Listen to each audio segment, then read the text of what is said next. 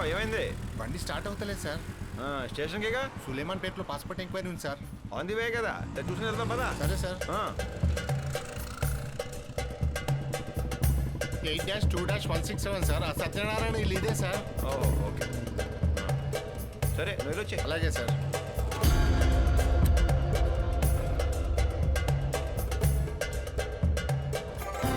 Passport enquiry. రండి sir, కూర్చోండి. సత్యనారాయణ గారు అంటే మీరేనా? అవునండి. అన్నపూర్ణమ్మ గారు?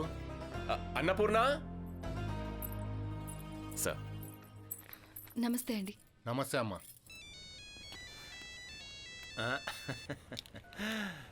ఏంటి బంగారం అప్పుడే ఫోన్ చేస్తావు? మిస్ అవుతున్నావా? అవును. అవును బంగారం, మన దగ్గర నల్లంచు తలచీర ఉందా? ఉంది. ఉందా? అయితే ఓ పని చేయి, ఇవాళ సాయంత్రానికి ఏంటి. సరే. సరే అమ్మా, చూసుకోలేదు. ఏది ఒకటి ఇచ్చే. బాయ్. ఏ సుబ్బారావు అయిపోయిందా? వస్తున్నాను సార్. వెళ్దామా? సార్. బ్లాక్ టికెట్లు అమ్ముతారా? బ్లాక్ టికెట్లు, అది కూడా షకీలా సినిమాకి. ఇంతవరకు మేమే చూడలేదు. మాకు బ్లాక్ టికెట్లు మళ్ళీ పిల్లలకి తెలియకుండా మొగుళ్ళు సీక్రెట్గా వస్తారా షకీలా సినిమాకి? అంత రేట్లు పెట్టి అన్యాయం చేశారు కదరా వాళ్ళని. కొట్టండి రమేష్ గారు, కొట్టండి. బొక్క నీ మొహమే బొక్కాలో ఉంటుంది, మళ్ళీ బొక్కాలు వేసుకొని బ్లాక్ టికెట్లు. ఇంకొకసారి బొక్కాల్లో చూసానే మిమ్మల్ని చంపేస్తా. బ్లాక్ టికెట్లు అమ్ముతారా? బ్లాక్ టికెట్లు.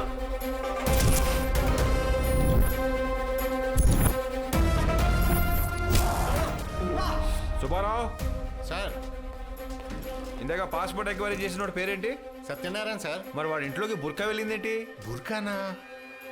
నేనంత గమనించలేదు సార్. సుబ్బారావు ఆ దూపిని పిలిపించు. Okay sir. భలేవారు సారు, అట్లాంటి పొరపాటు ఎప్పుడూ జరగదు. అయ్యా ఆలవే సారు. వాడు నీకెన్నా తెలుసు? అలా ఇంట్లోకి వచ్చి వారం కూడా కాలేశారు. వాళ్ళు 6 నెలల నుంచి ఉంటున్నామని చెప్పారు సార్. 6 నెలల నుంచి పైగా గ్యాస్ బిల్లు, కరెంటు బిల్లు కూడా కరెక్ట్గా ఉన్నాయి సార్. ప్రాబ్లం బిల్లు కాదు సుబ్బారావు, బుర్ఖా.